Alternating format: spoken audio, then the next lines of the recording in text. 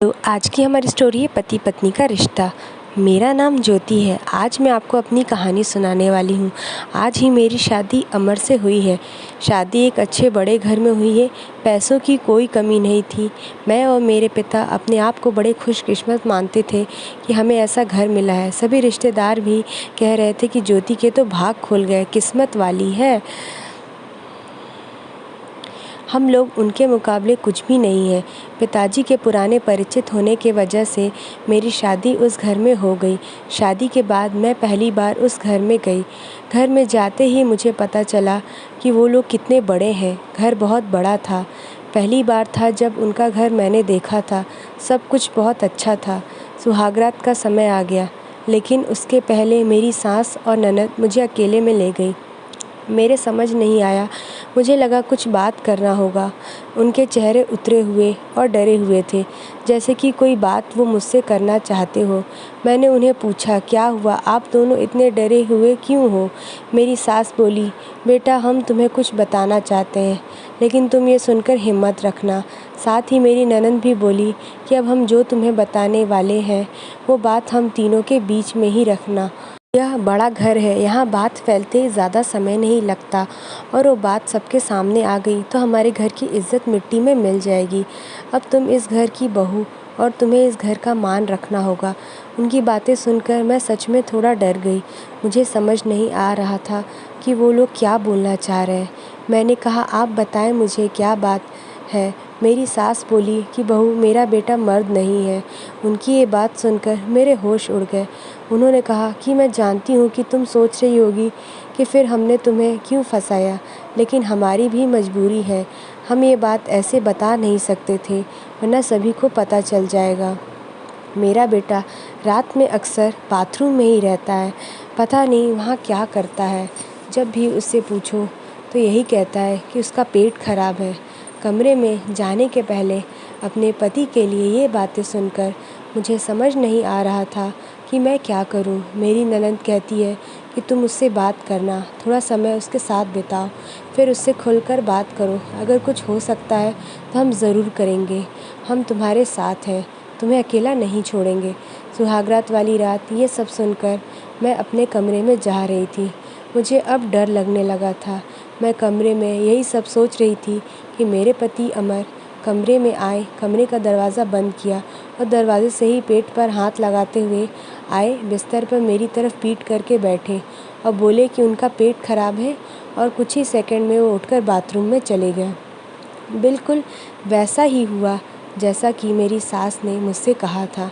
पेट खराब हो तो थोड़ी देर बाद वो बाथरूम से बाहर आ जाते, लेकिन वो करीब 1 घंटे तक बाथरूम में ही रहे।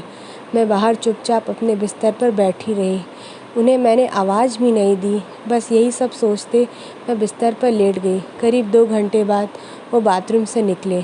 मेरा अब उनसे बात करने का मन ही नहीं था। मुझे लगा कि मेरे साथ धोखा किया गया। वो भी चुपचाप अपने बिस्तर की साइड पर जाके सो गए। सुबह मैं अपने आप को खुशकिस्मत मान रही थी और रात होते होते अपनी किस्मत को कोसने लगी।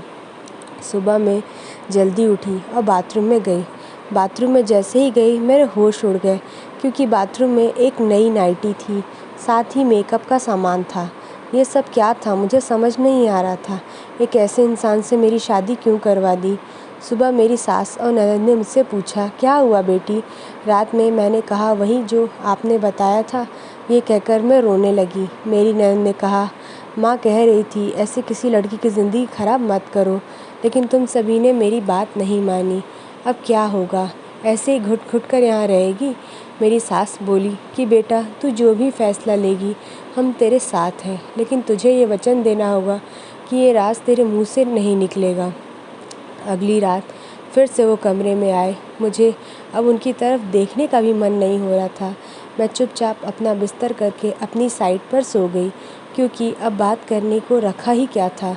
उन्होंने भी अभी तक कुछ बात नहीं की। उसकी वजह भी मैं जानती थी। थोड़ी देर वो बिस्तर पर बैठे रहे और फिर उठकर वो बाथरूम में चले गए। मैं समझ गई थी कि वो क्या करने गए हैं। थोड़ी देर बाद बाथरूम से चीज़ें गिरने की आवाज़ आने लगी, कुछ टूटने की। थोड़ी देर बाद आवाज़ रुकी और इस बार वो जल्दी ही बाथरूम से बाहर आ गए। आकर बिस्तर पर सो गए। हमारे बीच कोई बात नहीं हो रही थी। मैं तो ये सोच रही थी कि मैं क्या करूं।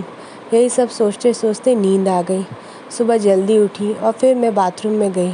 लेकिन इस बार बाथरूम में जब गई तो सब कुछ बिखरा हुआ था। नई नाइटी को फाड़ दिया था, मेकअप का सामान बिखरा हुआ था। बाथरूम में कचड़े में एक कागज़ भी था जिस पर लिखा था टू माई ब्यूटीफुल वाइफ।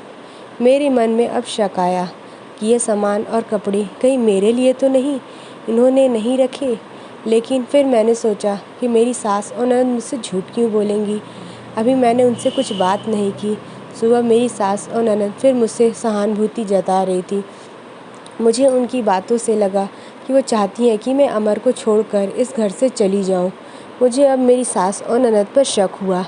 मैंने घर की पुरानी नौकरानी से बात की। मैंने बातों ही बातों उससे पूछा कि अमर कैसे हैं। वो बोले कि वो तो बहुत सीधे हैं। उनकी माँ और बहन तो चाहती थी कि उनकी शादी उनके बहन के पति के रिश्तेदार से हो। बहन और माँ तो बहुत कोशिश की, लेकिन उनके पिता नहीं माने और उनके दोस्त के परिचित यानी आपसे शादी करवा दी। वो दोनों तो आपकी शादी के खिलाफ़ थे।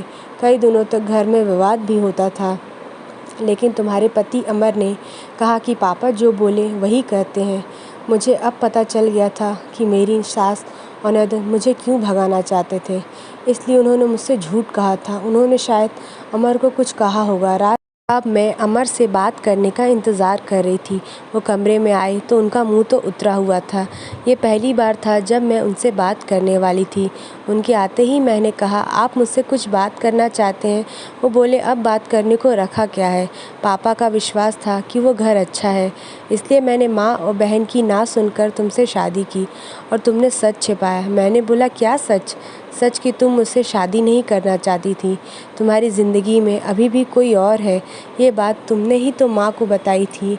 घर की इज्जत और पापा के कारण मैं चुप हूँ, कुछ कदम नहीं उठा रहा हूँ। और मैंने भी देख लिया कि सुहागरात ज़िंदगी में बहुत स्पेशल होती है।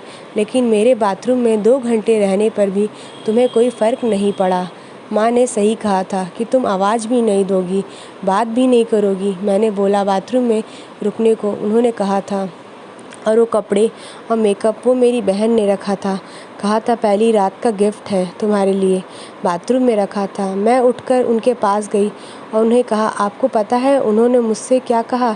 फिर मैंने उन्हें सारी बात समझाई। कहा कि वो चाहते थे हम दोनों में गलतफहमी है और हम अलग हो जाएं, ताकि वो जो चाहते हैं वो पूरा हो जाए। उन्हें गुस्सा आया, लेकिन मैंने कहा नहीं, अब हम इस बात को यहीं ख़त्म करेंगे और किसी को कुछ नहीं कहेंगे।